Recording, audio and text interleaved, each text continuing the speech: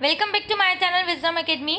आज इस वीडियो में हम करने वाले हैं मार्च DSSB PRT 2022 में आए हुए जीके के क्वेश्चंस।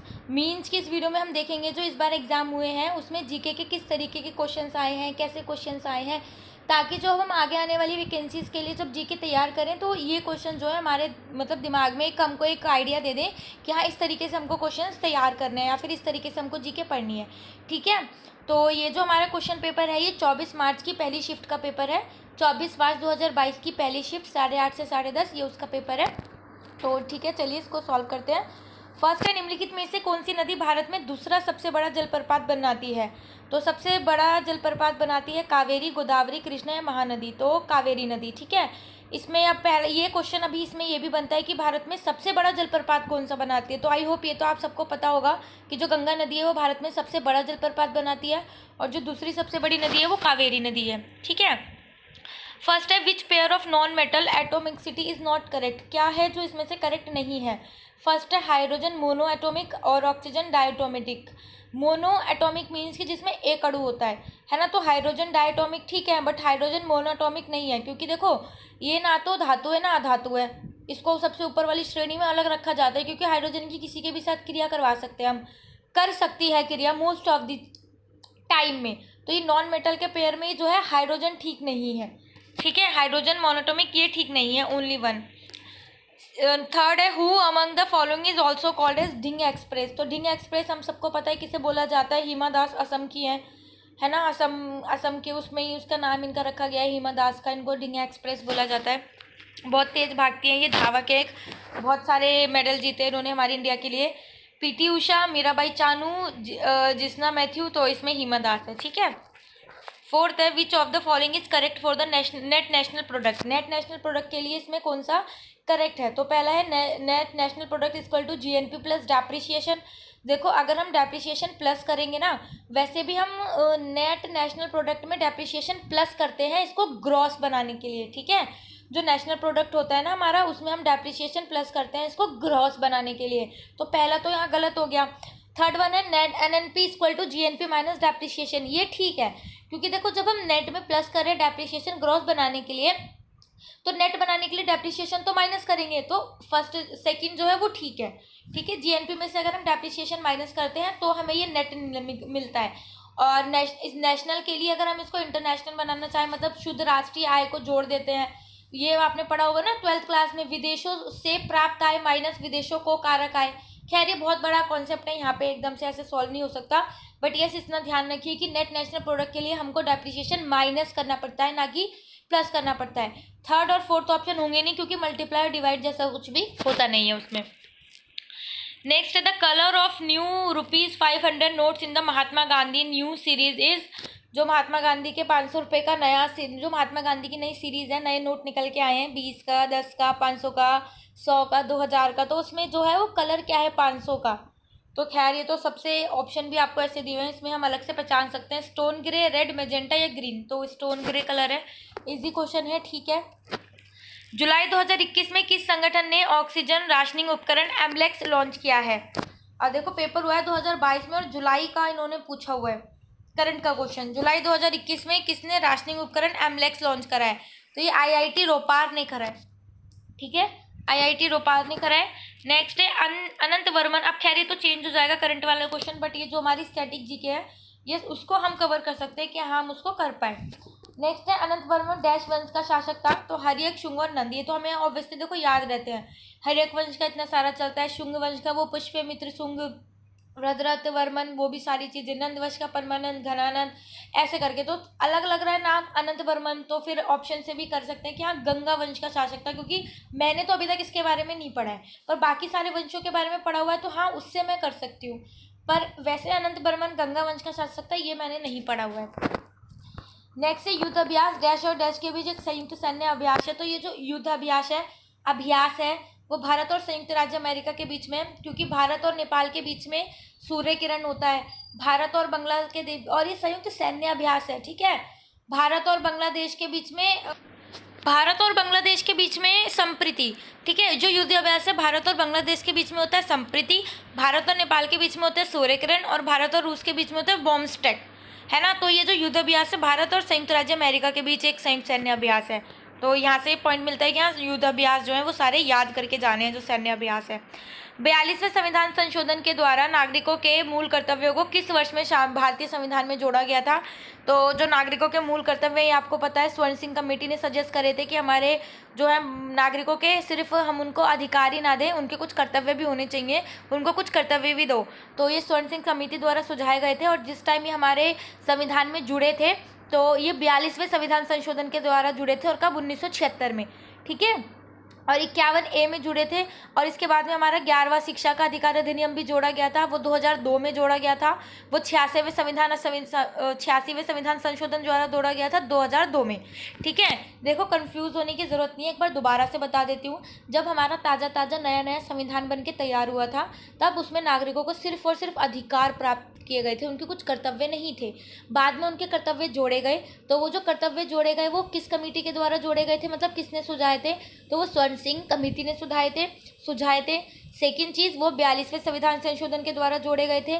थर्ड चीज़ कि वो 1976 में जोड़े गए थे। फोर्थ चीज़ कि उस टाइम पे जब वो जोड़े गए थे तो वो 10 थे, 51A में जोड़े गए थे और उस टाइम पे वो 10 थे 1976 में 42वें संविधान संशोधन के द्वारा, ठीक है। बाद में इसमें एक और शिक्षा का जोड़ा गया कि सारे जो पेरेंट्स हैं वो बाध्य हैं 6 से 14 साल तक के बच्चों को अनिवार्य शिक्षा दिलाने के लिए। तो ये जो 11वां हमारा कर्तव्य है कब जोड़ा गया था, ये 86वें संविधान संशोधन द्वारा 2002 में जोड़ा गया था, ठीक है। नेक्स्ट है शास्त्रीय नृत्य राज्य का कौन सा युग्म सही नहीं है। तो कुचिपुड़ी कर्नाटक गलत है, पहले ही गलत है क्योंकि कर्नाटक का तो कुचिपुड़ी है ही नहीं, ये तो आंध्र प्रदेश का है, तो पहले ही गलत है। मोहिनीअट्टम केरल का है, तो ठीक है, तो केवल एक गलत है। नेक्स्ट है भारत का सबसे बड़ा तैरता हुआ सौर ऊर्जा संयंत्र किस राज्य में स्थापित किया जा रहा है। अभी शायद ये पूरा हुआ है इसका काम, उस टाइम तक शायद इसका काम पूरा नहीं हुआ था, तो ये तेलंगाना में है। राजस्थान, कर्नाटक, महाराष्ट्र, तेलंगाना में करा जा रहा है, ठीक है। नेक्स्ट है which of the following is a warm blooded animals. किसके अंदर गर्म खून होता है, वार्म ब्लडेड एनिमल्स होते हैं, वार्म। तो बैट, चमेलियन, लिजार्ड और टर्टल। तो बैट चमगादड़ के अंदर होता है, ठीक है। नेक्स्ट है which of the following is not an example of secondary activity. Secondary activity का कौन सा एग्जाम्पल नहीं है। Advertising, manufacturing of steel, weaving of cloth, baking of bread. देखो बेकिंग ऑफ ब्रेड के लिए भी हमको कुछ रॉ मटेरियल चाहिए, तो सेकेंडरी एक्टिविटी है नहीं है। वीविंग ऑफ क्लॉथ वो भी सेकेंडरी एक्टिविटी है क्योंकि कुछ धागा सुई वगैरह सब आएगी तभी तो कपड़ा बना जाएगा, जब हमारे पास धागे वगैरह सब कुछ होंगे। फिर मैन्युफैक्चरिंग ऑफ स्टील के लिए भी हमको रॉ मटेरियल चाहिए। बट एडवर्टाइजिंग एक सेकेंडरी एक्टिविटी नहीं है, इसको जाके सीधे की सीधे एडवर्टाइज करते हैं किसी भी चीज़ को, तो ये प्राइमरी एक्टिविटी होती है। तो ए जो है इसका आंसर वो है, ठीक है। नेक्स्ट है निम्नलिखित में से कौन सा कथन सही है। हरियाणा और पंजाब में चावल वाणिज्य की एक फसल है परंतु ओडिशा में ये एक जीविका फसल है, ये कथन बिल्कुल ठीक है। और ये कहाँ से आया हुआ है, मैंने पढ़ा हुआ है, पता नहीं क्वेश्चन कहाँ से आया है, मैंने पढ़ा हुआ है। रोपड़ कृषि में लंबे चौड़े क्षेत्र में एकल फसल बोई जाती है, दोनों ही ठीक है। देखो हरियाणा और पंजाब में ना इतना ज़्यादा चावल होता है, इतना ज़्यादा चावल गेहूँ ये जो सारी चीज़ें इतनी ज़्यादा होती हैं कि अपने राज्य के लिए बचा बचा के ये लोग बेचते भी हैं, ठीक है। धान का कटोरा, गेहूँ का कटोरा, ऐसे सब डिस्ट्रीब्यूट करा हुआ है ना इनमें, बहुत ज़्यादा चीज़ें क्योंकि इनमें होती हैं और ये अपने राज्य के लिए बचा के बाहर के लिए सप्लाई करते हैं। तो ये क्या है, ये वाणिज्य की एक फसल है, मीन्स कि इसको as a commerce trade use करते हैं कि कॉमर्स क्रॉप, कि हाँ इससे फसल से बेच करके पैसा कमा सकें। परंतु उड़ीसा में एक जीविका फसल है, जीविका फसल इन द सेंस कि वहाँ पे की जो उड़ीसा की है वो मिट्टी इतनी अच्छी नहीं होती कि वहाँ पे और ज़्यादा फसलें उगा सके। वहाँ की जो मिट्टी है वो चावल के लिए ही ज़्यादा उपजाऊ है, तो वो चावल उतना उगाते हैं कि वो ज़्यादा ही चावल खाते हैं। आपने सुना जैसे कोई ज़्यादा चावल खाता है तो बोलते नहीं तू बिहारी है क्या, चावल खाता रहता है।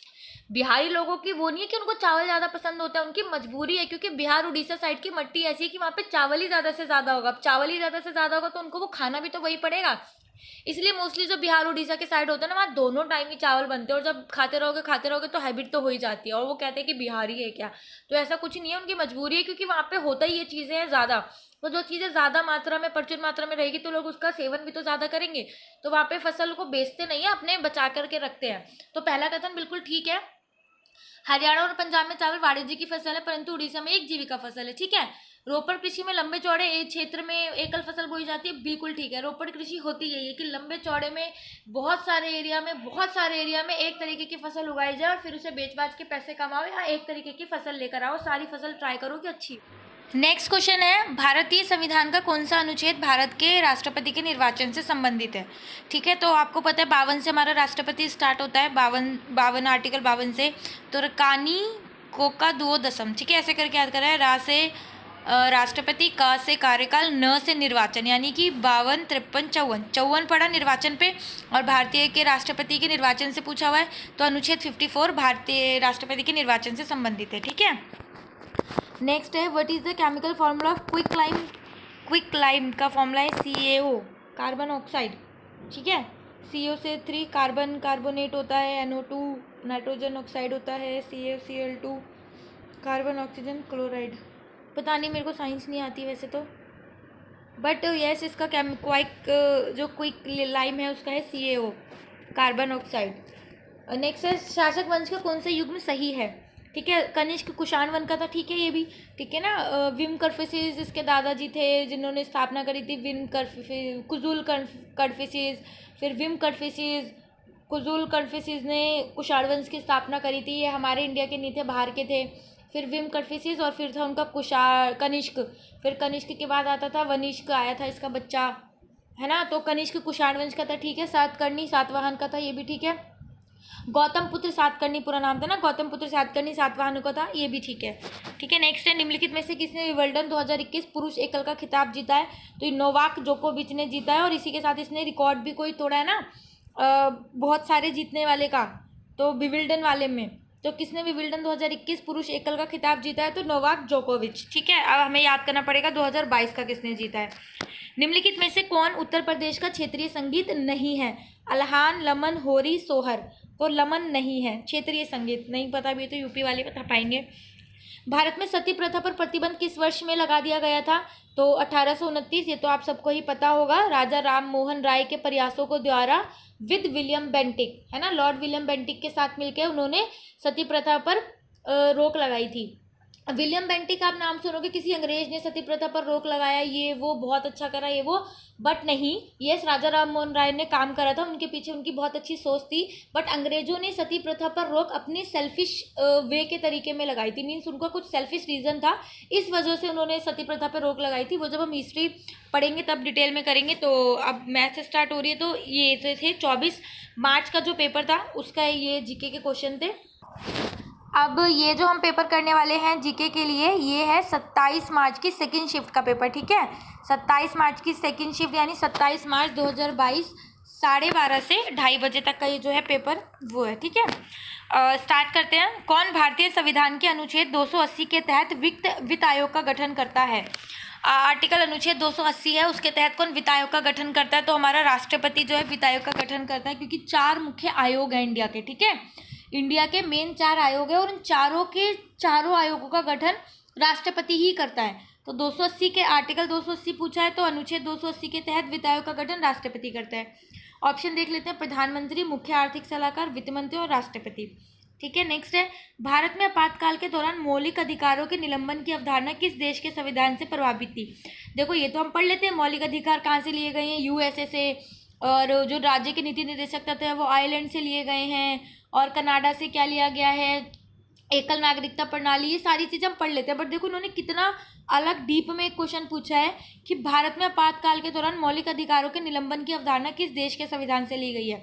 कि जब हम मौलिक अधिकार हमें मिल जाते हैं, तो आपको पता है ना, आपातकालीन के दौरान हमारे सारे मौलिक अधिकार छीन लिए जाते हैं, सिवाय प्राण का अधिकार, जीने का अधिकार, उसके अलावा सारे मौलिक अधिकार छीन ले जाते हैं। तो ये अवधारणा कहाँ से ली गई है? फ्रांस, जापान, यूनाइटेड किंगडम या जर्मनी। तो ये हमने जर्मनी से ली है। ठीक है, याद रहना चाहिए। The pattern of colours that are formed via kaleidoscope when held against a light source are formed by which of the following phenomena.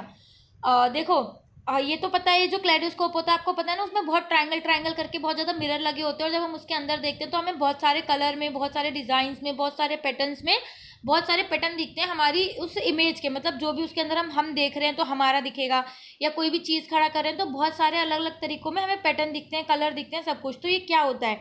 ये रिफ्लेक्शन होता है, ये रिफ्लेक्शन ऑफ लाइट की वजह से होता है।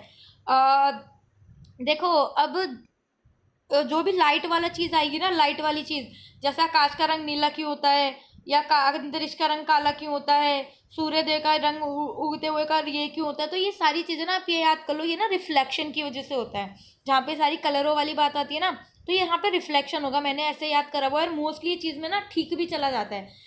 तो रिफ्लेक्शन ऑफ लाइट की वजह से ऐसा होता है। रिफ्रैक्शन ऑफ लाइट नहीं है, deflection of light, diffraction of light नहीं है, रिफ्लेक्शन ऑफ लाइट की वजह से होता है। नेक्स्ट है पीर पंजाल पर्वतमाला की सबसे ऊंची चोटी कौन सी है।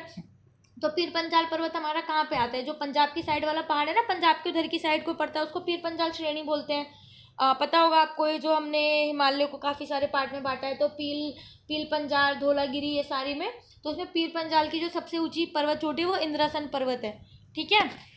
नेक्स्ट है शशि थरूर का द ग्रेट इंडियन नॉवल निम्नलिखित में से किस भारतीय महाकाव्य पर आधारित है। तो हमारी तो दो ही महाकाव्य है, रामायण और महाभारत। तो जो इनकी द ग्रेट इंडियन नॉवल है ना शशि थरूर जी की, ये महाभारत पर है।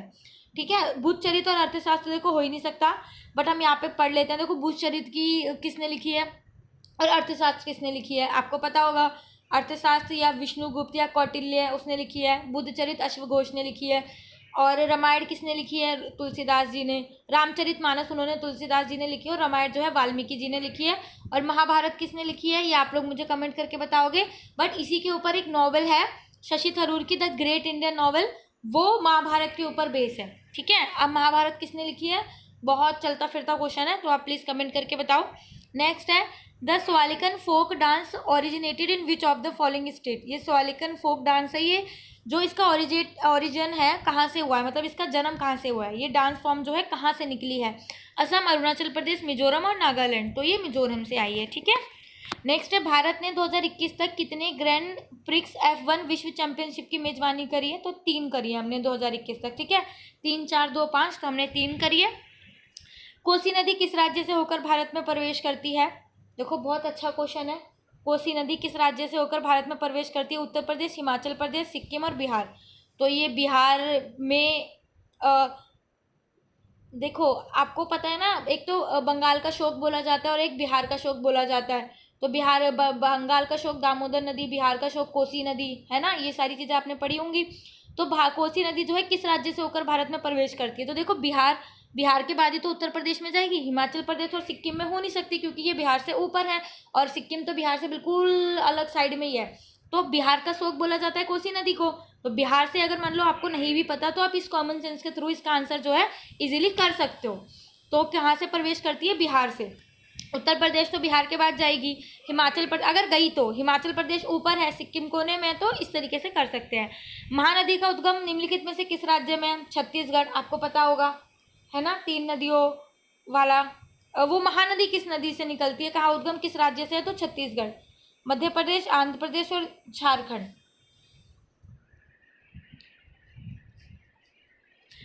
IMF वर्ल्ड इकोनॉमिक आउटलुक द्वारा एकत्रित किए गए आंकड़ों के अनुसार वित्त वर्ष 2019-20 में विश्व GDP में भारत का योगदान क्या है। ओहो, मात्र 3.25%। देखो ये बहुत सारी होती हैं, IMF निकालता है, WHO निकालता है, मतलब WHO नहीं मीन्स बहुत सारी ऐसी संस्थाएं होती हैं जो अलग अलग निकालती है कि हाँ इसकी GDP इतनी रहने वाली है, इतनी GDP इतनी रहने वाली है। तो वो सबकी ही याद करनी इंपॉर्टेंट है, सारे देशों की नहीं, बट ये सब अपनी इंडिया की जो अलग अलग आउटलुक होते हैं, अलग अलग इकोनॉमिक आउटलुक है, IMF है, ठीक है, वर्ल्ड बैंक है, इनके अलावा जो अलग अलग निकलती है सबकी हमें याद करनी जरूरी है कि इनके अकॉर्डिंग इंडिया की कितनी GDP रहने वाली है। तो इसके अकॉर्डिंग 3.25 है, बट नेक्स्ट टाइम आगे के लिए प्रिपेयर रखना है कि हमें ये सब याद रखना है। इंटरप्रेटर ऑफ मालदीव, ये इनकी बहुत फेमस बुक है, ये मुझे याद है 2017-18 से ही छाई हुई है इनकी बुक मालदीव के बारे में। इंटरप्रेटर ऑफ मालदीव जो है ना घूमने वाली जगह, वो डैश द्वारा लिखी गई लघु कथाओं का एक संग्रह है। मालदीव वो नहीं है, सॉरी, घूमने वाला नहीं, मालदीव मतलब स्पेलिंग उसी टाइप में आती है, but interpreter of maladies Jhumpa Lahiri ji ने लिखी है। ठीक है। चिंत्रा बनर्जी दिवाकरुणी ने नहीं, शोभा डे नहीं, कमल बस्सी ने नहीं, बहुत फेमस राइटर रही हैं बहुत ज़्यादा, बट ये बुक झुम्पा लाहिड़ी ने लिखी है। नेक्स्ट क्वेश्चन है अश्वमेध यज्ञ प्राचीन भारतीय राजाओं द्वारा अपनी शाही संप्रभुता साबित करने के लिए एक डैश की बलि था। तो घोड़े की बलि दी जाती थी। देखो संस्कृत में अश्व का मतलब क्या होता है, घोड़ा। अश्व को संस्कृत में घोड़ा ही तो बोलते हैं, अश्व का मतलब घोड़ा, संस्कृत में घोड़े को अश्व बोला जाता है। ठीक है, तो ये अश्व की बलि दी जाता था, घोड़े की बलि दी जाती थी। इसमें ऐसा क्या होता था कि मतलब अश्वमेध यज्ञ क्या करता था, एक राजा घोड़े को अलग अलग राजाओं के राज्यों से होकर के गुजारता था।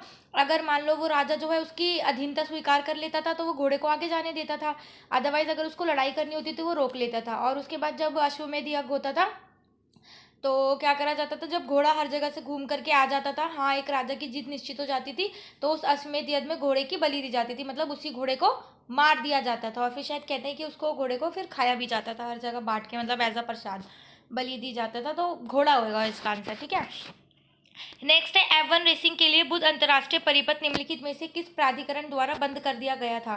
ठीक है, किसमें इसको बंद कर दिया गया था F1 रेसिंग के लिए? बुध अंतर्राष्ट्रीय परिपथ है तो यमुना एक्सप्रेसवे औद्योगिक विकास प्राधिकरण द्वारा बुध अंतर्राष्ट्रीय परिपथ को बंद कर दिया गया था। ठीक है, दिल्ली में जो बन रहा है आगरा के लिए डायरेक्ट।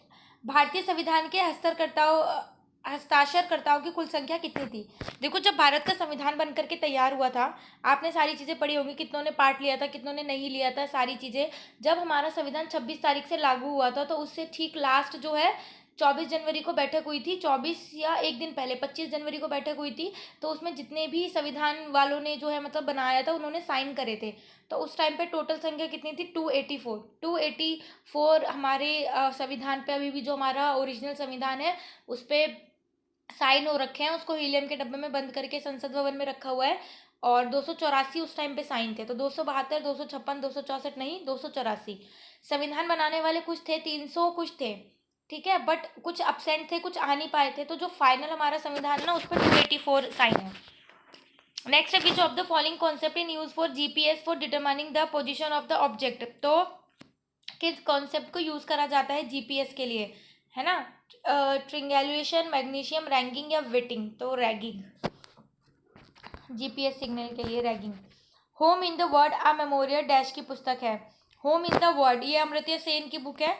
देखो, पीसी महानोलोबिस की ये वाली नहीं है, इकोनॉमिक्स से रिलेटेड है। कोशी बसु और अभिजीत बनर्जी इनकी बुक नहीं है ये। Home in the word a memoir Amartya Sen की बुक है। इनको इकोनॉमी में वो नोबेल पुरस्कार मिला था ना, तो उसके बाद इन्होंने ये बुक लिखी थी, होम इन द वर्ड। और मतलब उनकी आत्मकथा है, मेमोरियर जो भी है उनकी मेमोरी से रिलेटेड है।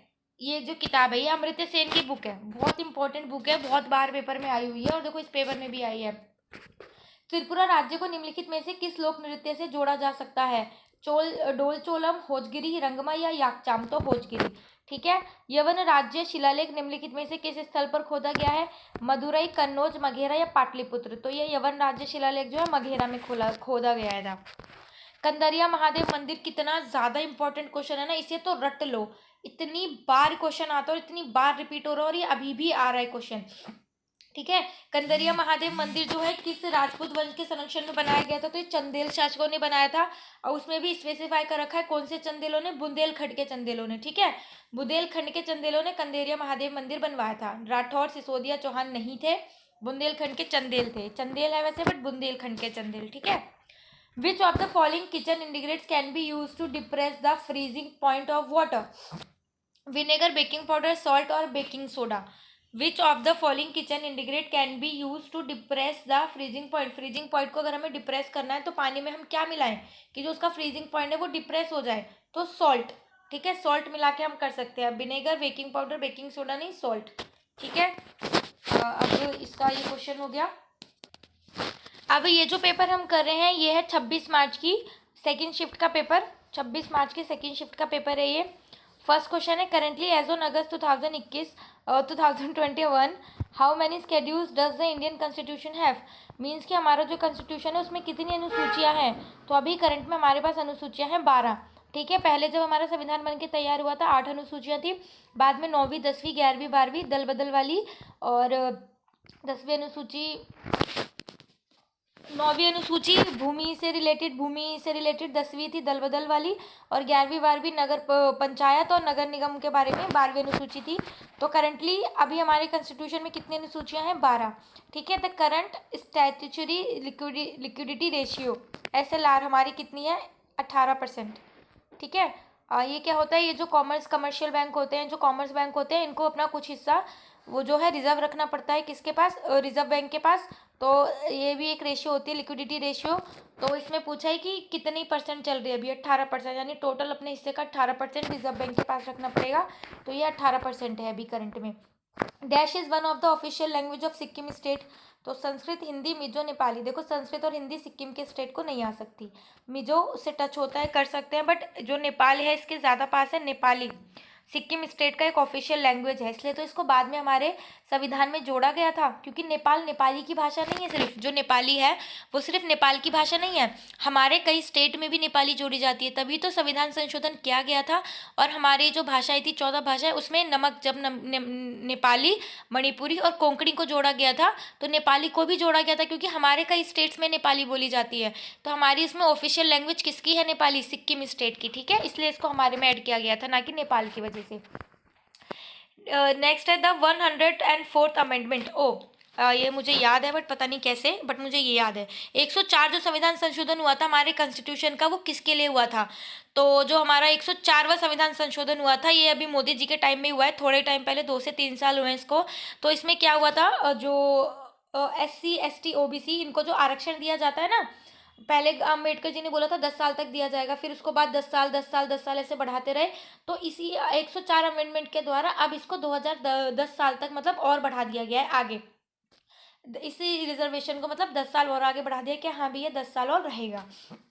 तो it is apply to citizen who belong to the economically weaker section. No, EWS के लिए नहीं है ये। It extend the deadline for the cessation of the reservation of seats for members from scheduled caste or scheduled tribes in the Lok Sabha and State Legislative Assembly by a period of 10 years। हाँ ये ठीक है, यही मैंने आपको बताया, इसी के लिए इसको 10 साल के लिए आगे बढ़ा दिया गया है। नेक्स्ट ऑप्शन हमें पढ़ने की भी जरूरत नहीं है, बट यस हम पढ़ लेते हैं। It define powers of the state legislative and the central to regulate incorporation. नहीं है ये, ठीक है। इंस्टीट्यूशन नेशनल, अच्छा GST आया था 1 जुलाई 2017 से लागू हुआ है GST, है ना। तो जो GST था ये 101वां था, जो GST वाला अमेंडमेंट था ना संविधान संशोधन वाला, जो 1 जुलाई 2017 से आया है, ये 101वां था, बट 104 ये था, हमसे 104 पूछा है, ठीक है। नेक्स्ट है which India contemporary artist won the arches मुंजी प्राइज, आर्चिज मंडी prize recently. Prabhakar पचपुटे, Prabhakar Pradeep Pitambar.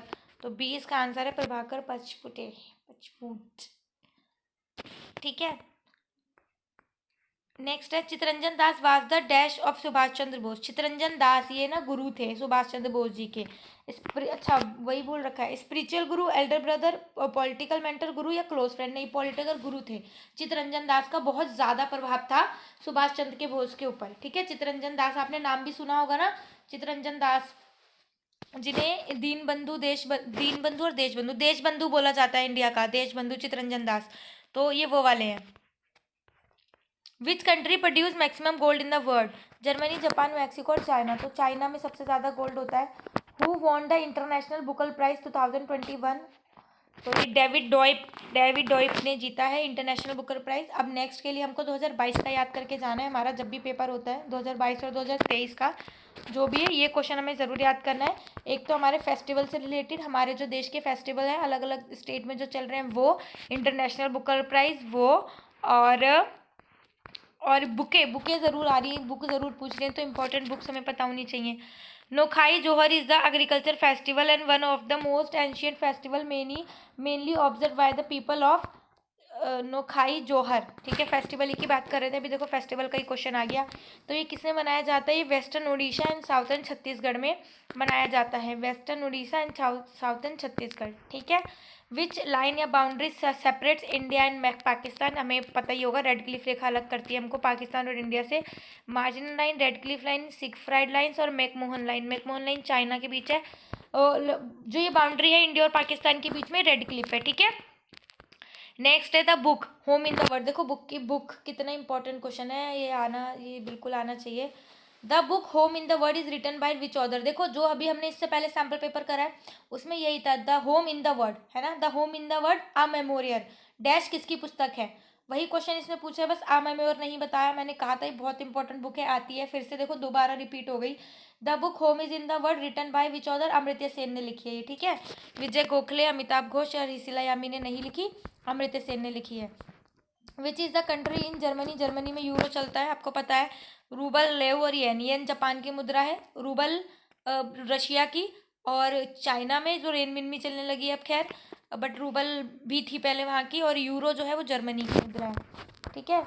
Next है chlorination of water is the dash method of purify water. Chlorine की गोलियां या क्लोरीन डाल के पानी साफ करना रॉन्ग मेथड नहीं है। Costly than other, cheaper than other, one and only नहीं, वन एंड ओनली भी नहीं है, गलत भी नहीं है, महंगा भी नहीं है, तो चीपर है। किसी भी और मेथड से अगर हम पानी को प्योरीफाई करें तो उससे चीपर यही है कि क्लोरीनेशन ऑफ वाटर करें, तो ये चीपर देन अदर है, ठीक है। नेक्स्ट है currently as on August 2021 who is the president of Indian Olympic association. ION का प्रेसिडेंट कौन है?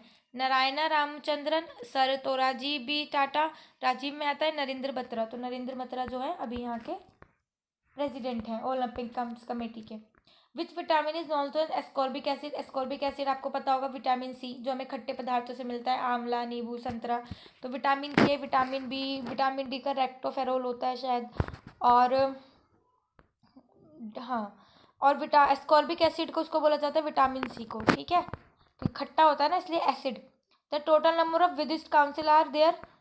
बुद्धिस्ट काउंसिल कितनी हुई थी? 6। हमने तो 4 बुद्ध काउंसिल के बारे में पढ़ा है ना, जैन धर्म की भी और बुद्ध धर्म की भी, इसकी 3 थी, इसकी हमने 4 पढ़ी है, ये 6 बता रहा है। The total number of Buddhist council are there 6, 4 पढ़ी है हमने। अजातशत्रु, कालाशोक, अशोक और कनिष्क के शासनकाल में 4, ये 6 क्यों है? प्लीज़ अगर आपको पता है तो मुझे कमेंट करके बताओ, अदरवाइज मैंने तो 4 काउंसिल के बारे में पढ़ा है, बुद्धिस्ट काउंसिल जो थी। द त्रिपिका, ये तो बहुत चलता फिरता क्वेश्चन है। The Tripitaka is the term of a dash canon of scriptures. ये जैन धर्म बुद्ध धर्म की किताब है। बुद्ध धर्म जातक कथाएं जिसमें लिखी जाती हैं, बुद्धिस्ट धर्म की है त्रिपिटक। तो ये जो बुक है वो त्रिपिटक, वो बुद्ध धर्म की है। त्रिपिटक इसमें क्यों बोला जाता है? क्योंकि इसमें 3 पिटकों के बारे में बताया गया है। वो आपने पढ़ा होगा ना, सुत्त पिटक, विनय पिटक, अभिधम पिटक, जिसमें सबसे इंपॉर्टेंट अभिधम को सबसे ज़्यादा इंपॉर्टेंस दी गई है। तो इस त्रिपिटक में 3 तरीके के पिटकों के बारे में बहुत अच्छे तरीके से मतलब एक्सप्लेन किया हुआ है। पूरी की पूरी स्टोरीज हैं ये, सुत्त पिटिका, विनय पिटिका और अभिधम पिटिका। तो ये बुद्ध धर्म की किताब है त्रिपिटक, जिसमें बोला जाता है। Who won the 2021 Azerbaijan grand prix. अजेर कप होता है ना, अजेरबेजियन ग्रैंड प्रिक्स किसने जीता है? तो सार्जियो पेरेज ने जीता है। ये ग्रैंड प्रिक्स वाले याद करने पड़ेंगे, विंबलडन वाले, ग्रैंड प्रिक्स, ये सारे याद होने चाहिए, फार्मूला रेस वाले, उसमें से बहुत क्वेश्चन बन रहे हैं। सो बहुत सारे टॉपिक मिल रहे हैं, हाँ, जो हमें नेक्स्ट टाइम पेपर में तैयार करके ही जाने हैं, हम इन्हें छोड़ नहीं सकते कैसे भी। NACH, नाच system can be used for making bulk transaction towards the distribution of subsidies, dividends, interest, salary, pension, etc. What is the full form of NACH? National Automated Clearing Home, National Automated Clearing House, National Automatic Clearing House, National Automated Cash House। तो इसका है B, National Automated Clearing House, ठीक है। Water has been disinfected with iodine is not recommended for pregnant women. Yes. Children less than 10 years of age, water that has been disinfected with iodine is not recommended for pregnant lady को नहीं दिया जाता है ये, ठीक है। क्योंकि ये जो डिसइंफेक्टेड विद आयोडीन होता है मतलब आयरन के साथ कीटाणु रहित, मतलब कि इसमें जो होता है जम्स वगैरह जा करके ख़त्म करता है, जम्स कीटाणु वगैरह, ये उनको जा करके बहुत ज़्यादा पावरफुल हो जाता है। तो children less than 10 years of age ठीक है, old age people with skin problem सबके लिए ठीक है, बट ये प्रेग्नेंट वुमेन को नहीं रिकमेंड करा जाता, नहीं दिया जाता, क्योंकि उनके लिए ना घातक सिद्ध हो सकता है, ये उनको सही करने की बजाय और प्रॉब्लम दे सकता है, क्योंकि ऑलरेडी एक लाइफ है जो उनके अंदर ऑलरेडी है, ठीक है। तो बस ये थे इस वाले के क्वेश्चंस।